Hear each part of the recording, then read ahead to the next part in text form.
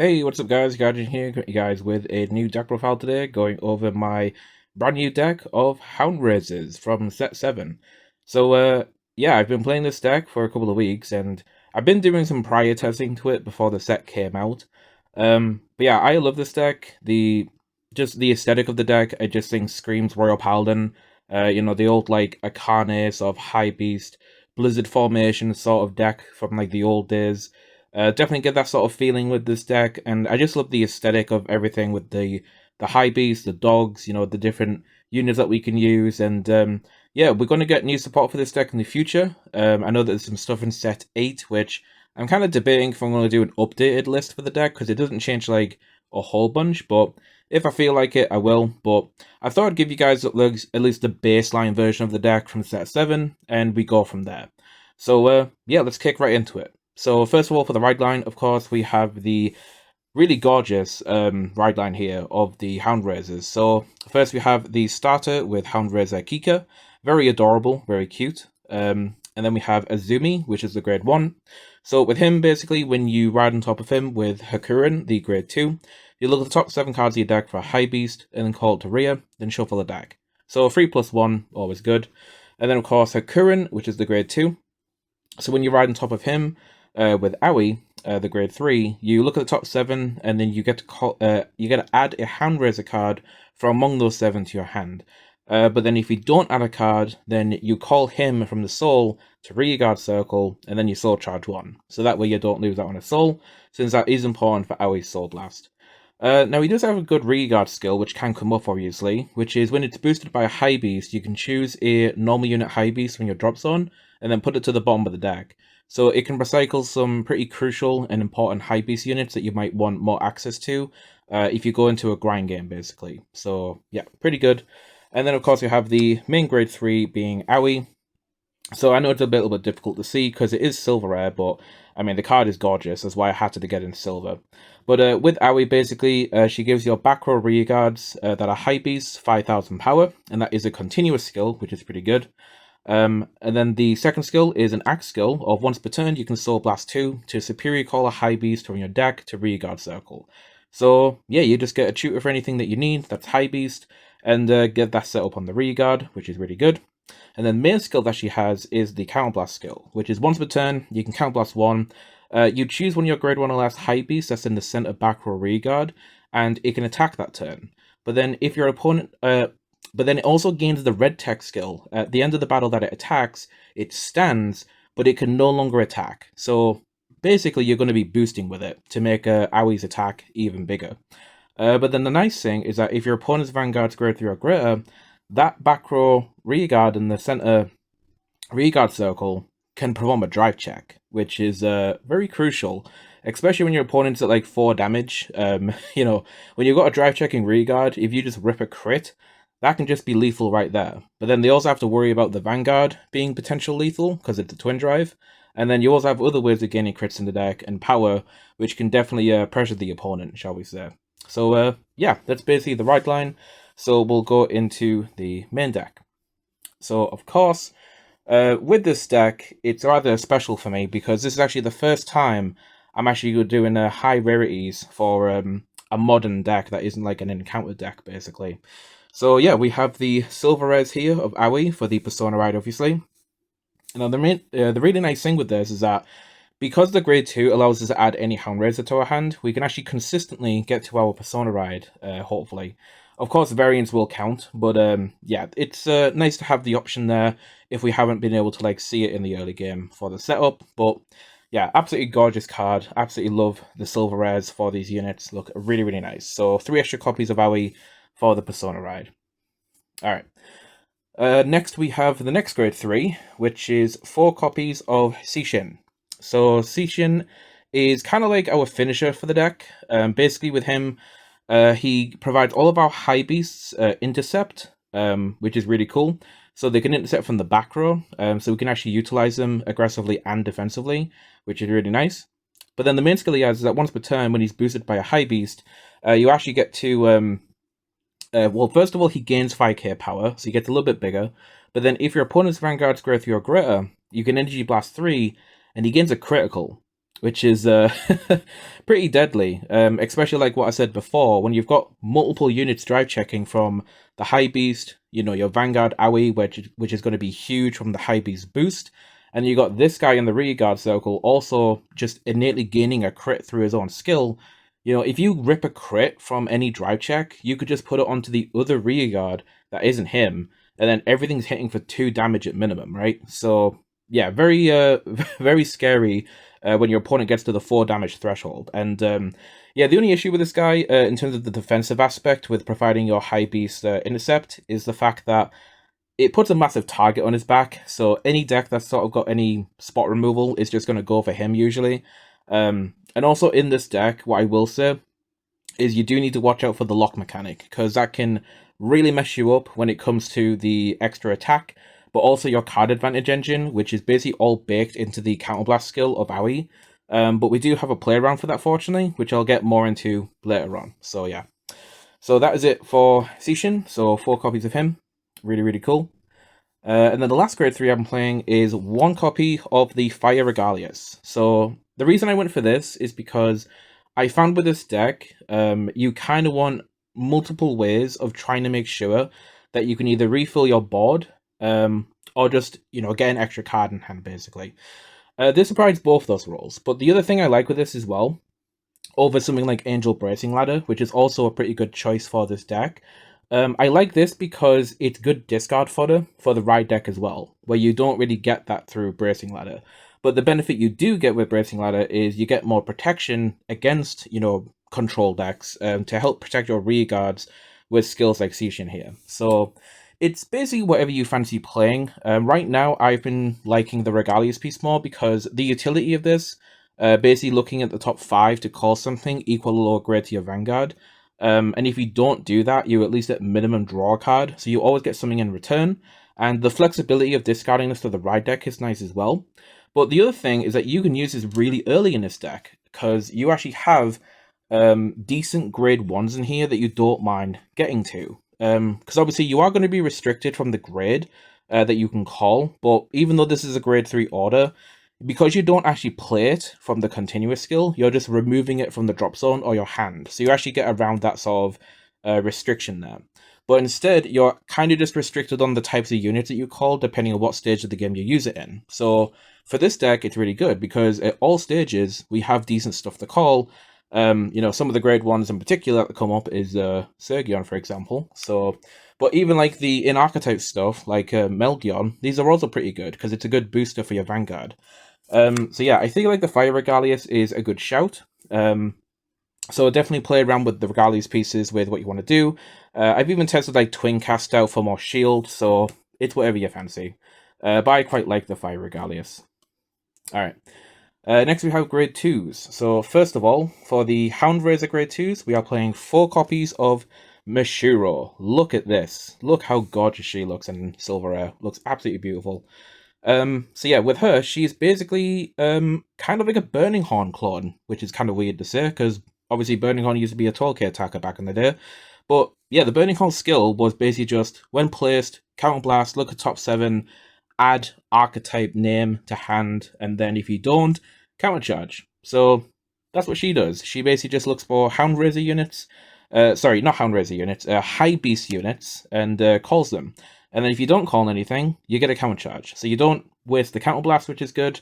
And the second skill that she has is that when she's boosted by a high beast, you may soul charge one, which with her, I always try to do at least 1 soul charge in the early game, because throughout the course of the game, I'm going to be filtering my high beast a lot. So I'd rather do it at the specific point in the game where it's less likely to soul charge a trigger in, right? I hope you understand that. But the reason you do that is because you want to make sure you have like an extra soul after you're doing like your persona rides, to basically equate to enough soul to have a Soul Blast 2 to then call an extra high beast from deck with AoE. It's kind of to keep those resources in rotation, basically. But it is a May effect, so it is optional, so you don't always have to do it, fortunately. But the other thing is that if your opponent's Vanguard's grade 3 or greater, and you've got 2 high beasts at least in your back row, she gets an extra 10k. So she also gets really, really huge, which is nice. So, yeah, so great filtering option, great beat stick, good aggro unit, and beautiful card. It's everything you'd want, right? So yeah. So 4 copies of Mishiro. And then for the next High Beast, sorry, not High Beast, Hound Raiser. I'm going to get that mixed up all the time.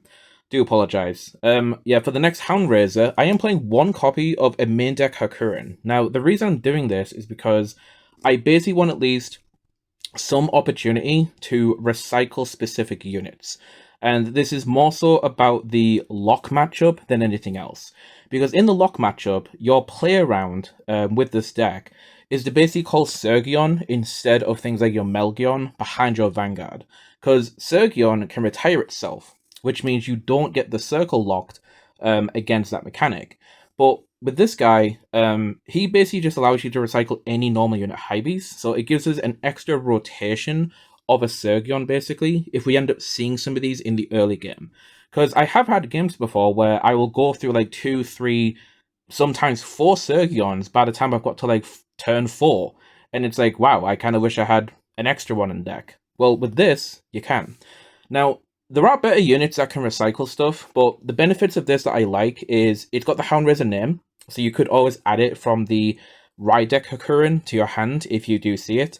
And the other thing is that this is also recurable as well. So if this guy survives on the field to your next turn, you can just swing with him and then do it again. So yeah, so it's not like an on-play skill. You know, he'll do it every time he swings. So if he doesn't get removed, you can just do the recycle again, which I think is pretty good. So yeah, I do like making the one main deck copy of him, which I think is pretty nice.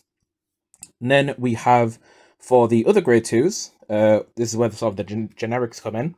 We are playing 3 copies of Biscotti, which I think is really good for the deck because it kind of provides us, it keeps our card advantage high in our hand for the Ride deck, but it's also just good utility for the late game because it's a body that we can put on the board, since you have to remember, in terms of bodies that we can put down, we have, of course, like the Hakurin, which, you know, it's kind of just an extra name, really. But it's mainly just Mishiro and Seishin. So we actually don't have a lot of, like, units in the main deck outside of, like, the high beasts. The Hound Raisers only really have 2 bodies right now. So I think Biscotti is a good gap filler for this deck, because it also helps you with, like, calling extra stuff from the top. And in other situations, when you don't want to call anything, you could also just stack the top card of your deck. Because you look at top 3, put 1 on top, the other 2 on bottom, right? So stacking just a crit can just be really effective. And then outside of that, you could also just guard with it for small pokes, draw extra cards to maintain hand size. I think she's just great overall for the deck, and just how it works. So yeah. So 3 copies of Biscotti. And then the final grade 2 of the deck is going to be, of course, the Dog Order, a Warrior's Rest. Now, I'm only playing 3 of this. I have seen a bunch of Hound Raiser lists playing 4, and as much as I can understand why, the card is good, I don't like 4. I think 4 is way too bricky. You're going to have occasions where you'll have multiple of these in your hand, and the only reason this matters in my build is because I am playing Biscotti with Seishin, wherever he's gone. Where are you? Come here. These 2 are also Energy Blast utilities in this deck, which with this can sometimes conflict. But you do have Melgion in the deck, which is an energy charger. This one. So this one is an on-place to energy charge, so you can actually have circumstances where if you can line up a Seishin with a Warrior's Rest to gain extra power and use his crit skill, you're looking good. That is definitely a setup that you can aim for. But with the deck, I do think 4 is just far too many. I think 3 is perfectly fine, which gives you enough space to put other stuff in, like extra tech choices, you know, like the extra Hakurin that I'm playing. I feel like the 4th one is just a little bit greedy, in my opinion. You don't particularly need it. But you could also play it as well. I think it's fine. But this is just my personal preference, just in terms of ratios. So yeah. And if you don't know what this card does, by the way, it gives 2 of your units the ability of, when it gets boosted, an extra 10k. And if you've got 5 or more units, you draw a card. So it replaces itself, and it's 20k power. Like, it's insanely good. Such a good pressure tool, and a great way to, like, push the opponent to help get them to that, like, 4 damage threshold to then start pressuring them. Alright, so next for the grade 1s, we of course have the bestest boy in Keter Sanctuary, or in some people's eyes, the naughtiest of boys. Sergion. Yeah, why wouldn't you play this in this deck? It's a high beast, it's probably the best high beast in the entire game right now. Yeah, it's great early game, great filtering, helps you get to your pieces. And honestly, thank God this deck has this, because this deck would just auto lose against Lock, because like I said, this is your way around it, since you can just retire him after the boost and then keep that circle open. But yeah, just being able to like farm for things like your perfect guards and just extra utility pieces. Great, great card. Don't really need to talk about Sergon, but I will anyway, just because he's great. Alright, next raid 1, we of course have 4 copies of Melgion, which we do have those beautiful frame rares. It's the only frame rare that I really got, because if I could get a silver rare of this, I would, but unfortunately that doesn't exist. So Melgion, of course, it's an on-place for an energy charge or a soul charge. You primarily just want to stick to energy with this. Soul, you kind of just want to leave to Mishiro to get the extra 1. But then after that, you kind of just want to generate extra energy with this, because like I said, you'll have those moments where you can line up the Seishin and the A Warrior's Rest for 5 energy, and then just get a really good potent pressure turn, basically. The other thing that makes this card cracked is the fact that it gets an extra 5k if you've got a Hound Raiser Vanguard, so this is also a good alternative booster if you don't see Sergion in the early game. But also, it gains another 5k if it's in the back row center column behind your Vanguard, which is crazy because it's going to be 18, and then your Vanguard will give it an extra 5, so it's going to be 23k in total, which is nuts. So yeah, but with this card in general though, it's going to be 23k behind the Van, and then it's going to be 18k in your other columns, because it'll have 5 on the Vanguard and 5 on his own skill. So this guy's just a huge booster, both of the Vanguard and your rear guards, and he's a menace, because he's drive checking as well. So, yeah, you definitely want to be playing for this in the deck. Yeah, Melgion. Next, we have 2 copies of Region. So, with Region, I went back to this card because I'll actually talk about these together. I'm playing 2 Region and 1 cat. Now, I was playing 2 cats before. I don't like 2 cats anymore, because a lot of the times when I was doing 2, I'd either see it early to where I didn't want to use the skill because I hadn't Soul Blast yet, and when I would Soul Blast them out, it's either because I've done it to use the skill for Aoi, and then I have the choice of either calling this down to get a top 5 check to call something, or I could hold on to them for the shield. I think 2 of it's a little bit bricky, because the second one kind of just waits until you turn 4. And yeah, sure, you can like hold on to it, etc., like keep it in the back. But I quite like the accessibility of Region, because this is always going to be a 10k shield once you hit grade 3. There's no like extra waiting, basically, or resources you're waiting for. And it's also got the extra utility of being like a good target to use with Aoi, because when it attacks, your opponent has to guard in 2s with this card to the Guardian Circle. So the only way around it is Blitz Orders or intercepting the attack, right? But gets a bit awkward when it's also drive checking. So, of course, the optimal play would be to just intercept it and just hope I don't get a trigger, but even then, that's risky. So if you wanted to guard from hand, you have to bear in mind you have to guard in 2s, which can be very awkward, especially against decks that don't hold on to grade 2s on the board. But I think the innate shield increase is just better to have over like a second copy of Topaz. That's just my personal opinion. But yeah, so that's the ratios I'm doing with that. Alright. And finally, for grade 1s, obviously, oops, get a grip of them here. We have 3 PGs and 1 Montaria. Pretty straightforward, don't really need to explain these. So yeah, that is it for grade 1s. Right, grade 0s. So, talking about the lethal turns that we can have in this deck when you rip crits, can you guess what I'm playing? Gee, I wonder. Could it be crits? You would be right. So we are playing Blue OT, which of course comes with the extra benefit of getting a resource back from your drop zone, which is actually pretty useful for this deck, because this deck outside of the Hakurin doesn't really have any sort of like recursion. So the Blue OT is actually pretty nice for that, but I'll be honest, I'm mainly just playing it because it's a crit. And of course we have more crits with the High Beast critical and the skill crit. Skill crit doesn't really come up. The only occasion where it could come up is the 2k could be given to your Seishin to make the numbers more magical, to hit like more baseline numbers.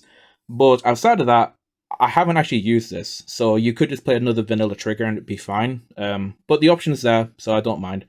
But the high beast critical is actually important because you need to boost your Hound Raisers with high beasts. So that can come up. Trust me, it's happened, and it can win you games. So I do recommend keeping these in the deck, or at least get them for the deck, right? So that's that. And then the final few triggers we have here, just to avoid the glare, we have 3 front triggers and 4 heals. I went for the shield fronts because although this deck does Soul Blast a lot, it's actually quite manageable. Because you have an in-archetype wave to Soul Charge through the Mashiro and also Melchion if you really want to, but again, stick to energy with that card. I feel like the shield's more important because you kind of want to hold on to your resources as much as possible and try and guard as optimally as you can, and the 20k shield for this can just be really clutch at times. So yeah, and I went for this heal trigger just because I felt like the art looked quite nice for the deck, so yeah. Anyway, that is it for the deck. As you could probably tell, I love this deck. Like I say, it just reminds me of Royal Paladin, basically. It's just really, really fun, and I love the artwork. The aesthetic is adorable. And I'm looking forward for this deck to get more support in the future, which it will be in set 8, but I'd like to see some more stuff for it, maybe some more utility high beast to go for. And I'd love to hear your guys' opinions of the deck and what your thoughts are, any ideas that you can share. And yeah, that's going to do it for me. So hope you guys enjoyed, and I'll see you all in the next video. This is Guardian, signing out.